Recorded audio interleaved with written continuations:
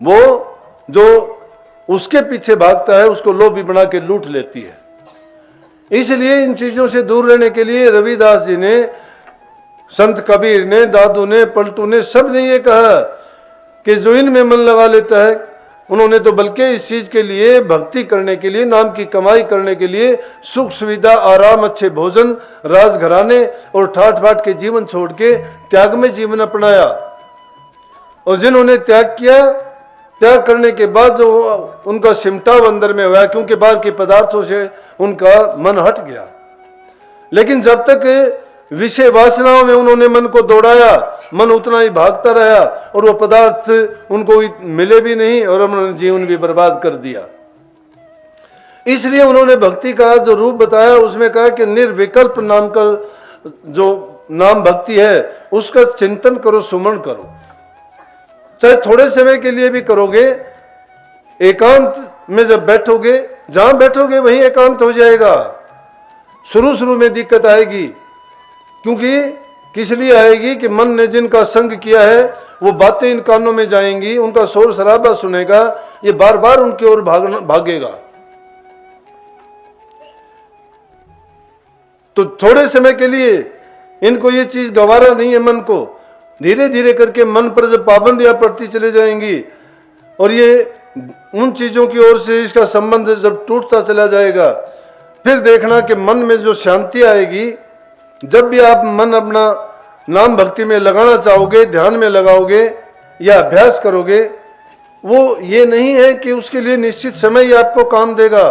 हर समय जब भी समय मिलता है, जब कोई काम नहीं होता है, मन जब दूसरी चीजों में भाग जाना चाहता है, उस वक्त में एकांत में बैठ के चिंतन करो। और उस चिंतन में जब भी सोचोगे, जो भी हालात है उस हालात के प्रति अपने विचार लगाओगे और उसकी तुलना में उस टाइम पर दोनों की तुलना करोगे। एक तरफ संसार को रखोगे, एक तरफ प्रभु की भक्ति को रखोगे, उसके प्रेम को रखोगे, उसकी यादगार को रखोगे, उसके चिंतन को रखोगे। उनका चिंतन करते करते ही आप पाओगे कि उन चीजों को तो एकदम भूल जाओगे, उनका कोई मायने नहीं रहेगा। लेकिन जब तक पक्के नहीं हो तब सुमन में भी लगोगे तो वही चीजें आपके सामने आके खड़ी हो जाएंगे, रास्ता रोक लेंगी और आप पाओगे सुमन तो कहीं का कब का छूट चुका है और आप तो और ही ताना बनना शुरू कर दिया है। और वो ताना बाना जब मन में शुरू हो जाता है बनना, फिर समझोगे आपने समय ही बर्बाद किया है। चाहे तो उन पदार्थों के पीछे तुम वैसे भागते रहते, चाहे एकांत का समय लेके भी आप मानसिक रूप से मन के पीछे भागते हुए उन्हीं चीजों के पीछे भागते रहे, स्थूल नहीं तो सूक्ष्म रूप से भागते रहे। इसीलिए जब एकांत में बैठते हो, नाम का जब सुमन करते हो, एकदम अपने आप को खाली करके निर्विकल्प हो जाओ।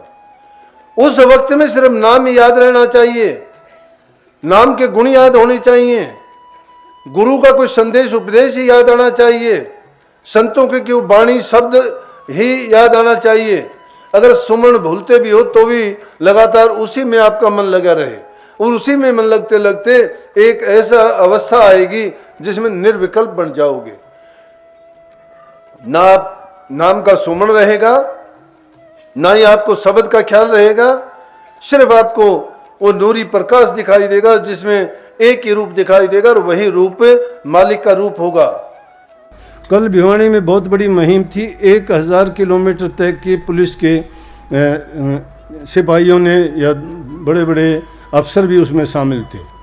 और वो मुहिम इसलिए छेड़ी है कि हमारे समाज में शराब ने ऐसा घर कर रखा है, नशा का हो, ड्रग्स जिसको कहते हैं, नशा किसी भी प्रकार का, कोई इंजेक्शन लगाता है, कोई स्मैक पीता है, कोई सुल्फा पीता है, कोई गांजा पीता है, कोई शराब पीता है, कोई और पता नहीं कैसे कैसे नशे चला दिए जिनके कारण हमारे जवान बच्चे हैं उनके चेहरे सूखे हुए हैं, उनको रोग लग गया, पागल हुए फिरते हैं। क्यों? नशे की जो आदत डाल लेता है उसके बिना वो जी नहीं सकता, रह नहीं सकता। और इसने उस बर्बादी के रास्ते पे वो नशा हमें ले जा रहा है, हमारी आने वाली पीढ़ी को।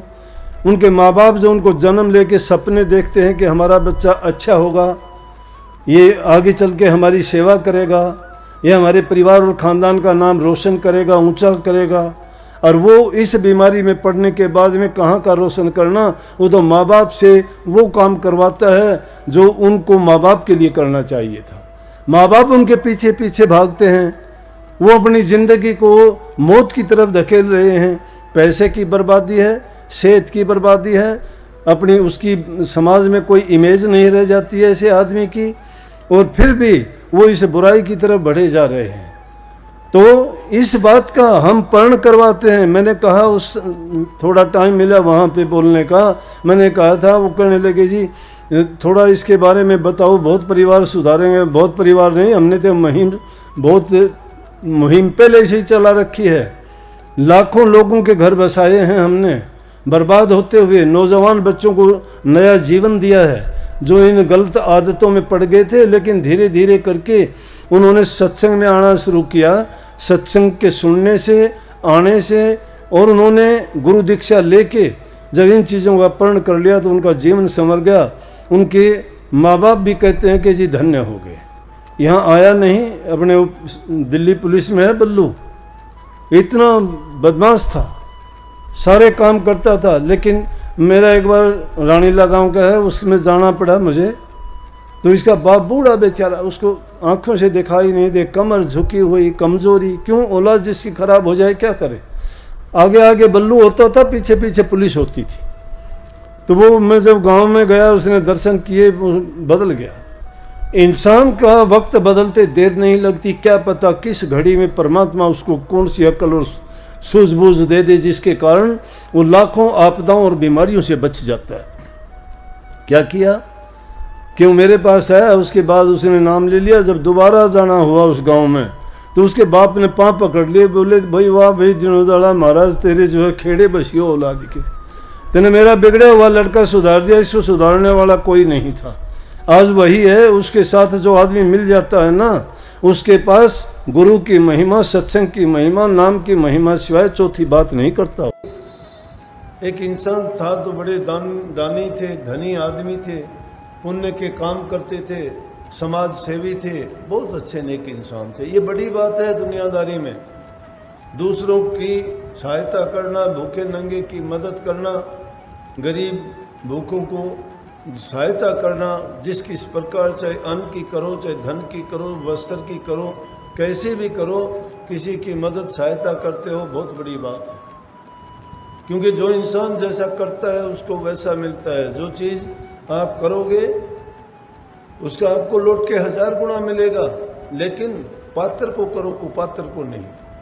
अगर तुमने कोई चीज़ कुपात्र को कर दी तो समझो कि वो अगर किसी बुरे चीज़ में वो लगा दिया, तुम्हारा दिया हुआ कोई भी चीज़, तो वो तुम्हें उस पाप का भागी बनना पड़ेगा। जिस प्रकार से कहते हैं कि ये मांस मिट्टी खाने से, बनाने से पाप लगता है, मैं कहता हूँ सबको पाप लगता है, एक आदमी को नहीं लगता। कभी कोई सोचता हो सिर्फ खाने वाले पापी हैं, या कभी कोई सोचता हो कि उसको काटने वाले पापी हैं, या कोई सोचता हो उसको बनाने वाले पापी हैं। नहीं, उसको पाड़ने वाला भी पापी है, उसको पकड़ने वाला भी पापी है, उसको काटने वाला भी पापी है, और उसको बनाने वाला भी पापी है, उसको खाने वाला भी पापी है, उन बर्तनों को साफ करने वाला भी पापी है। उस दुष्कर्म के कितने पाप में साझी हो गए। जितने लोगों का उनमें संपर्क में आए वो पाप बंट गया, एक के भी से वो पाप नहीं रहा। तो ये पाप का स्वरूप है। कभी कोई सोच ले मुझे पाप क्यों लगेगा, मैंने तो काटा नहीं, मैंने तो ये किया नहीं, मैंने तो बनाया नहीं, मैंने तो परोसा नहीं, मैंने बर्तन तो नहीं हाथ लगाए, एक का नहीं। या कोई कह दे मजबूरी है, चाहे कैसा भी हो, वो बढ़ता है। और अगर कोई नेक काम है, नेक काम करने के लिए कोई किसी को प्रेरित करता है तो उसको भी फल मिलता है।